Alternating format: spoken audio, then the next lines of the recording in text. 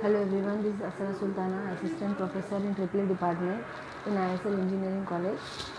So I would like to continue with the previous year's paper discussion of switchgear and protection subject for 6th SEM CBCS students. Main exam, May-June 2019. Short questions, 10 short questions we have discussed in the previous video, and 2 long questions also we have discussed. So let us start. 13th A and B also we have discussed. Just we'll take a quick recap of this one. So 13th A bit is with the unit sketch, explain the construction and working principle of induction type directional relay. Also plot VI characteristics. So this is a induction type directional relay. It is an electromechanical directional relay. A directional relay will be energized by two quantities, namely voltage and current. Fluxes Phi1 and Phi2 are set up by voltage and current respectively.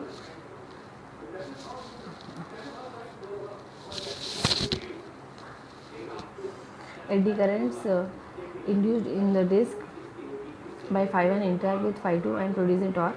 Similarly, Phi2 also induces eddy currents in the disc which interact with Phi1 and produce a torque. Resultant torque rotates the disc. The torque is proportional to Vi cos phi, where phi is the phase angle between voltage and current. Torque will be maximum when voltage and current are in phase.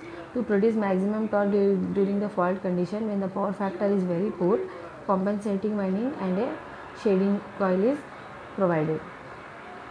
Torque produced by induction relay is given by T is equal to Phi1 Phi2 sin theta, which is proportional to I1 I2 sin theta, where Phi1 and Phi2 are the fluxes produced by I1 and I2 respectively.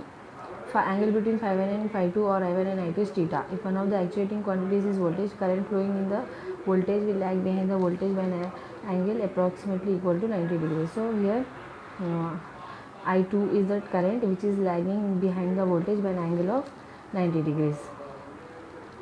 Load current I1 or I lags voltage by an angle of phi. This I or I1 is lagging the voltage by an angle of phi, and the angle between I1 and I2. Angle between I1 and I2 is 90 minus phi. We are taking this angle as theta. So torque is equal to I1 I2 sin 90 minus phi, that is proportional to I1 I2 cos phi, and that is proportional to Vi cos phi. So similarly, this is an induction cup type directional relay. So induction cup construction can also be used to produce a torque proportional to Vi cos phi. Two opposite poles are energized by voltage and other two poles by current. Voltage is polarizing quantity. Polarizing quantity is one which produces one of the two fluxes. Polarizing quantity is taken as reference with respect to the other quantity, which is current in this case. Torque produced is positive and cos phi is positive, that is phi is less than 90 degrees. When phi is more than 90 degrees, torque is negative. So this is the phasor diagram and connection of current coil for the reverse power relay. The next question is,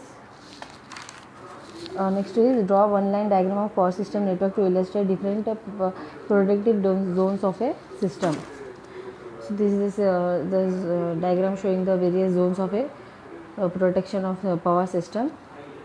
Power system consists of generators, transformers, bus bars, transmission lines and distribution lines.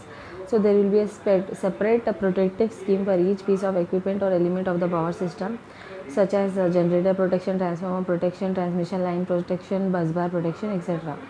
Thus, a power system is divided into number of zones of protection. A protective zone covers one or at the most two elements of a power system. The protective zones are planned in such a way that entire power system is collectively covered by them, and thus no part of the system is left unprotected. So this diagram is showing various zones of protection of a power system. Adjacent protective zones must overlap each other, failing which a fault on the boundary of the zones may not lie in any of the zones, and hence no circuit breaker will trip. Thus overlapping between adjacent zones is unavoidable. If a fault occurs in the overlapping zone in a properly protected scheme, more circuit breakers than the minimum necessary to isolate the faulty element of the system would trip.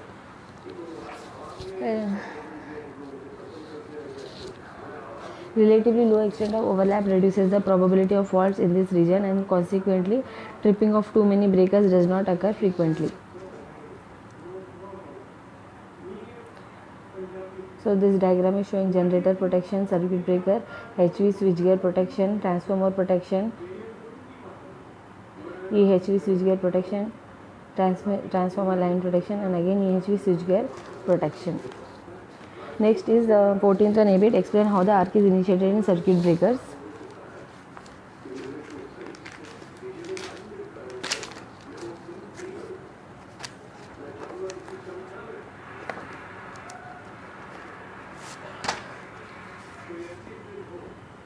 Also, the function of a circuit breaker is to isolate the faulty part of the power system in case of abnormal conditions such as faults.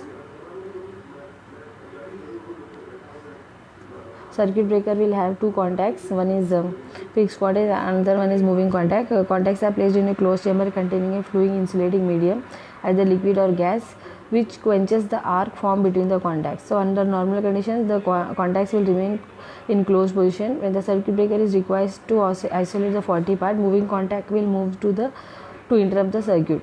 So on the interruption of the contacts, arc is formed between them and the current continues to flow from one contact to other contact through the arc. So that circuit is interrupted when the arc is finally extinguished. So this is the diagram showing the arc between fixed contact and the moving contact whenever a fault is occurring on the circuit breaker. So when the moving contact starts separating, the insulating fluid between the two contacts experiences a very high electric stress. Electric stress is almost inversely proportional to distance between two electrodes, that is between two contacts. Thus, at the instant of contact separation, insulating medium between the contacts is subjected to extremely high electric stress, leading to breakdown. So breakdown of insulating medium between the contacts results in formation of a conducting channel or an arc between the contacts. As the moving contact moves further away, arc is also drawn along with it. Arc, which is in the plasma form, continues to carry the pre-opening current. In spite of physical separation of two contacts, current continues to flow through the arc, and thus interruption is not effective. Interruption of current takes place only when the arc is finally extinguished or quenched. Thus, circuit breaking may be called as an art of arc quenching. So there are two methods of arc interruption, that is high resistance interruption and current zero interruption. High resistance interruption, in this method resistance is increased so to reduce the current to a value insufficient to maintain the arc. Arc resistance can be increased by cooling, lengthening, constraining and splitting the arc. When the current is interrupted, the energy associated with its magnetic field appears in the form of electrostatic energy. High voltage appears across the contacts of the circuit breaker.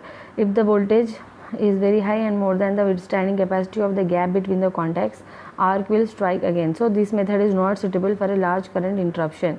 This can be employed for low power AC and DC circuit breakers. So second method is current zero interruption. This method is applicable only in case of AC circuit breakers. So when in case of AC supply, the current wave passes through a 0.100 times per second at the supply frequency of 50 Hz. This feature of AC is utilized for arc interruption. Current is not interrupted at any point other than zero current instant, otherwise high transient voltage will occur across this contact gap. Current is not allowed to rise again after the zero current occurs. So there are two theories to explain this: recovery rate theory and energy balance theory. Recovery rate theory: if the dielectric strength increases more rapidly than the restriking voltage, arc is extinguished. If the restriking voltage rises more rapidly than the dielectric strength, ionization persists and breakdown of the gap occurs, resulting in an arc further half cycle. So this diagram is showing arc is extinguishing, and this diagram is showing arc is not distinguishing.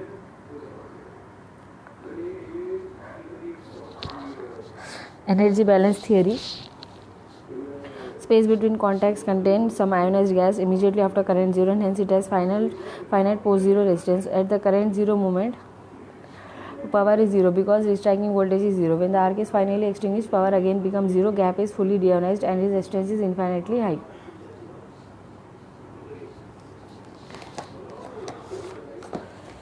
Next question is derive expression for restriking voltage and rate of rise of restriking voltage.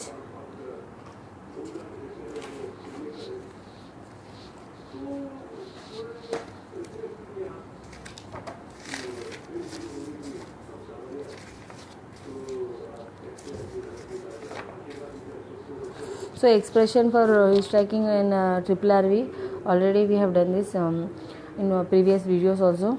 So natural frequency of oscillation is given by 1 by 2 pi root LC. Angular frequency omega n is 1 by 2 pi 1 by root LC. V is equal to L di by dt plus 1 by c integration I dt. According to this circuit diagram, I am writing this equation for voltage. V is equal to L di by dt plus 1 by c integration I dt. V is given as Vm cos omega t. Cos omega t is nearly equal to 1, so Vm is equal to L di by dt plus 1 by c integration I dt. I is dq by dt, that is d by dt of CVC. So then after substitution and taking the Laplace transform both sides, we got equation LC s square Vc of s plus Vc of s is Vm by s. Then we have taken the inverse Laplace transform. Then we got the Vc of t as omega n Vm minus cos omega nt by omega n 0 to t. So at Vc of t is 0 at t equal to 0, constant equal to 0, restriking voltage Vc of t is given as Vm into 1 minus cos omega nt, and maximum value will be 2 Vm, that is 2 into peak value of system voltage. Then triple RV is given as d by dt of Vm into 1 minus cos omega nt. So we got triple RV rate of rise of restriking voltage as Vm omega n sin omega nt. So maximum value of triple RV will be Vm omega n, because sine of pi by 2 is 1.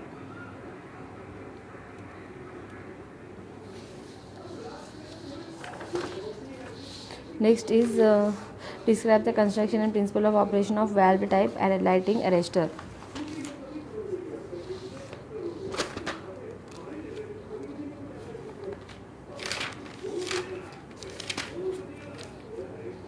So this is a type of expulsion type lighting arrestor. Valve type lighting arrestor. It is a non-linear diverter, surge diverter. So this type of diverter is also called as valve type lighting arrestor or conventional non-linear type lighting arrestor. It consists of divided spark gap, that is several short gaps in series with the non-linear resistor elements. The divided spark gap and the non-linear resistor elements are placed in leak light porcelain housing, which ensures reliable protection against atmospheric moisture, condensation and humidity. So typical valve type lighting arrestor is shown in this diagram. Functions of the diverters are: it will prevent the flow of current to the diverter in a normal condition, it spark over steady predetermined voltage, etc.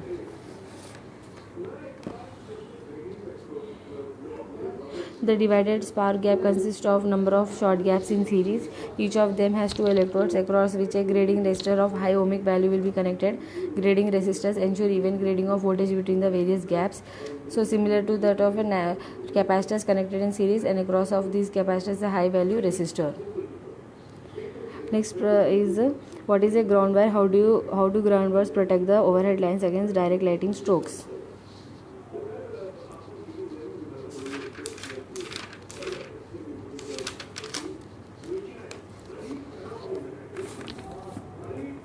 So ground wires are conductors running parallel to the main conductors of the transmission line, supported on the same towers and adequately grounded at every tower or support. They are made of galvanized steel wires or ACSR conductors. They are provided to shield the lines against direct strokes by attracting the lighting strokes to themselves rather than allowing them to strike the lines.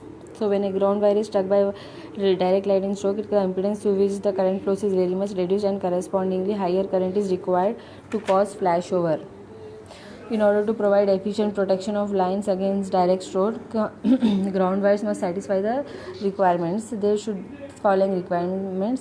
should be adequate clearance between the line conductors and the ground. There should be an adequate clearance between ground wires and the line conductors, and tower footing resistance should be as low as economically justifiable. Height of ground wire. For protection against direct stroke, ground wire should be located at a height of at least 10% greater than y, calculated from the following equation: x by h is equal to under root 2 y by h minus y by h square minus 2 under root h by h minus h by square. H is horizontal spacing between conductor and ground wire, x, and h is the height of the cloud, y is the height of ground wire, and h is the height of the conductor. So the distance between ground wire should be about equal to the spacing of conductors. 16th A bit, explain with neat diagram construction and working of SF6 circuit breaker.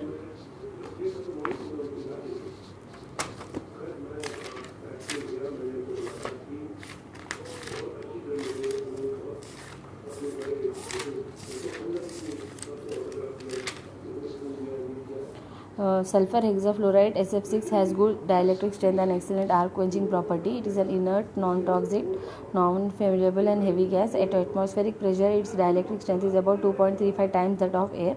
At 3 atmospheric pressure, its dielectric strength is more than that of transformer oil. It is an electronegative gas. It has a high affinity for electrons. When a free electron comes in collision with a neutral gas molecule, electron is absorbed by the neutral gas molecule and a negative ion is formed. As the negative ions so formed are heavy, they do not attain sufficient energy to contribute to ionization of gas. This property gives a good dielectric property.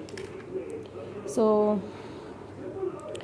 under normal conditions, SF6 is chemically inert and does not attack metals or glass. However, it decomposes to SF4, SF2, S2, F2, S and F at temperatures of order of 1000 degrees centigrade. After arc extinguishing, the products of decomposition recombine in a short time within about 1 microsecond. In the presence of moisture, the decomposition products can attack contacts, metal parts and rubber sealings in SF6 circuit breakers. So, gas in the breaker must be moisture free. The disadvantage of SF6 is its condensation at low temperature. Temperature at which SF6 changes to liquid depends on the pressure. So, there will be 3 properties of SF6 gas: physical, chemical and electrical properties.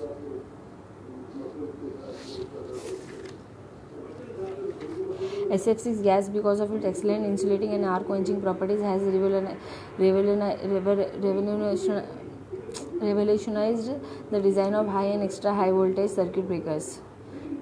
So these properties of SF6 has made it possible to design circuit breakers with smaller overall dimensions, shorter contact gaps, which help in the construction of outdoor breakers with fewer interrupters.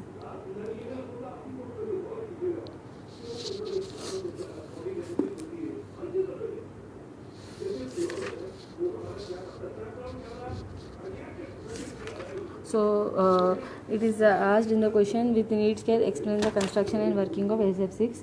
So we can take any one of the type of the SF6. Here I am showing a puffer type SF6 circuit breaker, and you can explain about this. So in this type of circuit breaker, SF6 gas is compressed by moving cylinder system and is released to a nozzle during arc extinction.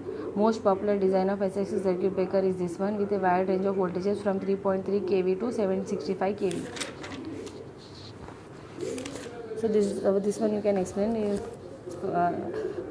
you are asked for a construction and principle of working of SF6 circuit breaker. So next is a numerical. So numerical is in a 132 kV system, inductance and capacitance up to location of circuit breaker is 0.4 Henry and 0.015 into 10⁻⁶ farad. Determine maximum value of stacking voltage across the contacts of circuit breaker, frequency of transient oscillation and maximum value of RRV. So restacking voltage we have calculated. Vc is Vm into 1 minus cos omega nt. Maximum value of voltage is 2 Vm, that is 2 into 132 by root 3 into root 2. Then frequency of transient oscillation Fn is 1 by 2 pi root Lc. Substitute all the values, we got as 2.06. Then maximum value of RRV omega and Vm. So that is 2 pi Fn into 132 by root 3 into root 2 10 power 3. We got the value as 1.39 kV per microsecond. Next is 17th question. Write the short notes on protective scheme for parallel feeder system. And B is Peterson coil and third is Buchholz relay.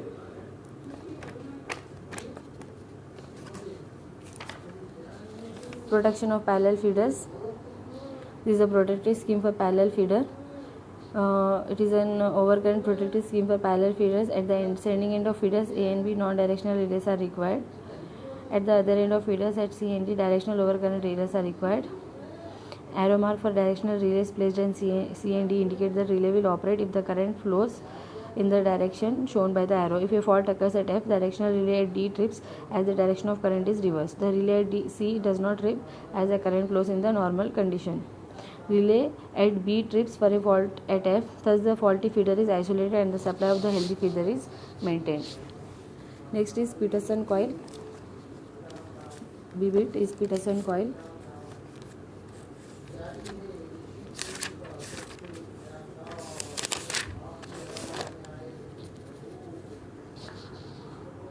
So this is the connection of a Peterson coil.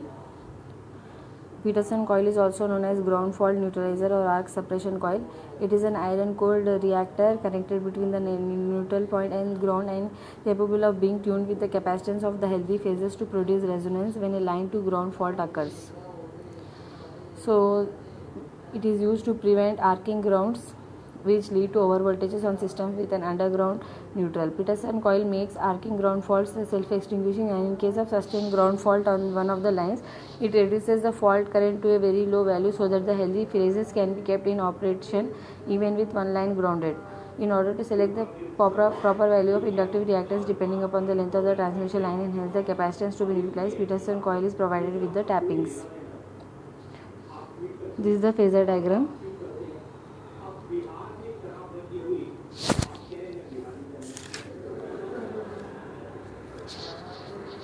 Next is Buchholz relay.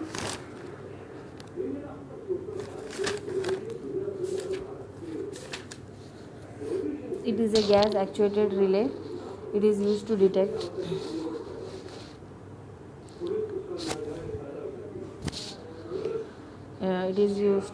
incipient faults which are initially minor faults but may cause major faults in due course of time. Buchholz relay is used to supplement bias differential protection of the transformer because the Buchholz relay cannot necessarily detect short circuits within the transformer or at the terminals. So when a fault develops slowly, it produces heat, thereby decomposing solid or liquid insulating material in the transform. The decomposition of the insulating material produces inflammable gases. The operation of Buchholz relay gives an alarm when a specified amount of gas is formed. So there is a chamber to accommodate Buchholz relay in between the transformer tank and the conservator as shown in the figure. When gas accumulates, the oil level falls down and thus the float also comes down. It causes an alarm to sound and alert the operator. For reliable operation, a mercury switch is attached with the float. Some manufacturers use open top bucket in place of a bob. So when the oil level falls because of gas accumulation, bucket is filled up with oil. Thus the force available to operate the contacts is greater than with the hollow floats. The accumulated gas can be drawn off through the petcock pipe for analysis to know the type of fault. If there is a severe fault, large volumes of gases are produced which cause the float to operate. It finally trips the circuit breakers of the transformer. Buchholz relay is a slow acting device. Minimum operating time is 0.1 seconds. The average time is 0.2 seconds. Okay, with this we have finished with the question paper solving of the previous year's paper. Thank you students for watching the video. I request all the students to write your roll numbers and doubts in the comment section of the YouTube link, YouTube video which I am going to provide in the WhatsApp group. Okay, thank you students.